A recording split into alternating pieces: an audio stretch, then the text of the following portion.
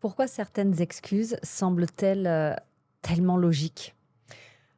Les excuses sont souvent très logiques parce que on a été éduqué de manière logique. Notre système éducatif, scolaire, universitaire, il est basé sur la logique et sur le mental. Donc tout est extrêmement mentalisé, encore une fois, tu vois? À l'école, on t'a appris, thèse, antithèse, synthèse, tu te rappelles? C'est vrai, On t'a demandé de démontrer des théorèmes de maths, c'est vrai. d'accord? Quand tu étais en business school, on t'a appris à construire un argumentaire, que ce soit en commercial ou, pour défendre un budget.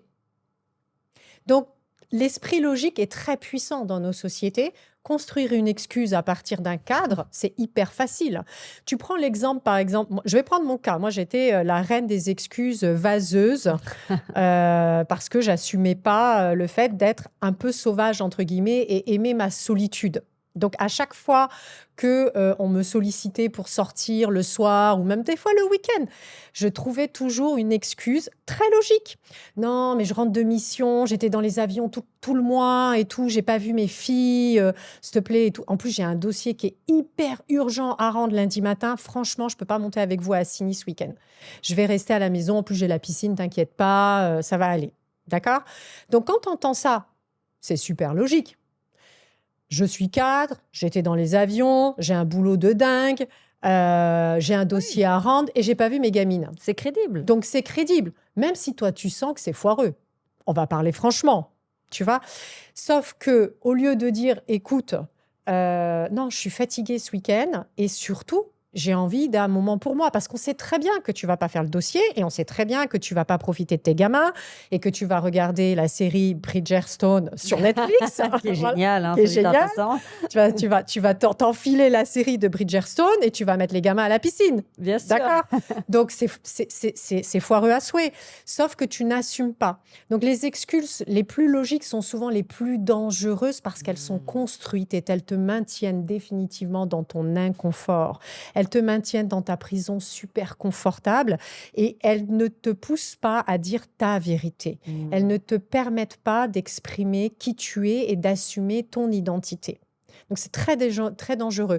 Moi, je sais qu'aujourd'hui, c'est vraiment quelque chose que, euh, au début, je m'imposais. Maintenant, c'est devenu naturel. Mais Mmh. je dis les choses. Après, il y a toutes les techniques de communication qui sont utiles pour éviter de prendre une volée de bois vert dans la figure de manière brutale et de vexer les gens.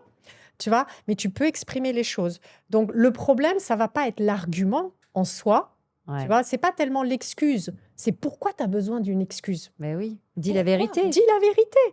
C'est facile à dire, Ouais, ouais, c'est c'est plus clair. complexe à faire. Tu as peur du regard de l'autre, tu as peur du jugement, tu as peur d'être rejeté, tu veux pas assumer, en fait. Mmh.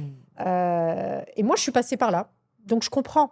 Maintenant, quand tu changes ces données et que tu apprends à dire ta vérité et à vivre dans ta vérité, déjà, tu es dans la joie, tu es dans la légèreté. Et en plus, les gens te respectent beaucoup plus et t'apprécient pour ce que tu es et non pour une image qui n'est pas la tienne. Mmh. Le personnage. Le personnage, le rôle. Comment reconnaître une excuse quand elle est très bien argumentée? Alors, comment reconnaître une excuse quand elle est très bien argumentée? Moi, je vais te dire, à la limite, tu t'en fous. Tu t'en fous parce que si la personne, elle est obligée d'utiliser des excuses, c'est elle qui souffre, c'est pas toi. Ouais. Si elle, elle a besoin de trouver des excuses pour légitimer son comportement, ses propos, ses émotions, c'est elle qui est dans la souffrance, c'est pas toi. D'accord?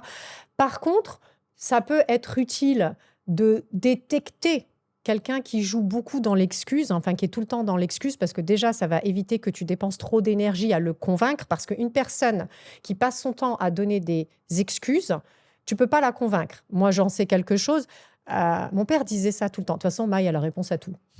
Voilà, donc ça te donne un exemple. Une personne qui a réponse à tout, qui n'écoute pas, qui n'observe pas, qui ne dit pas: «Ah ouais, tiens, j'avais pas vu ça sous cet angle-là, tu peux m'en dire plus?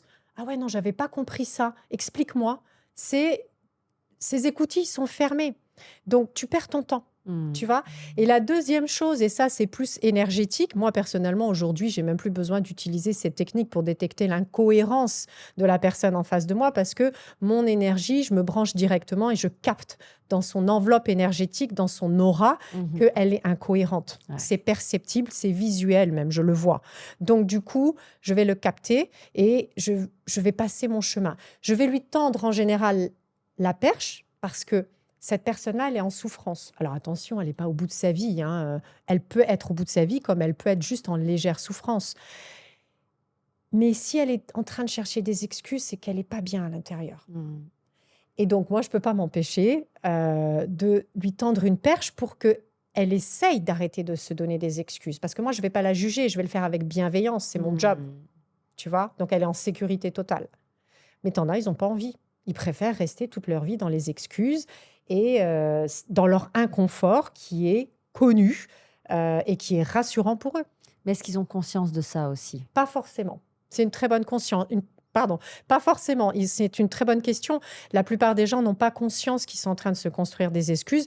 Moi, je sais que je le prenais très, très mal. Alors, quand tu te vexes, quand on te dit, ouais, mais attends, c'est une excuse, ton truc, c'est qu'en général, il y a un petit peu de juste. Moi, je me vexais assez facilement dans ces cas-là, mais souvent, on n'en a pas conscience, en Ouais. fait. Effectivement, on a tellement développé ça comme un réflexe automatique. Pourquoi? Parce qu'on doit coller à des rôles, coller à un système, coller à des critères, qu'on a adapté toutes les excuses aux situations.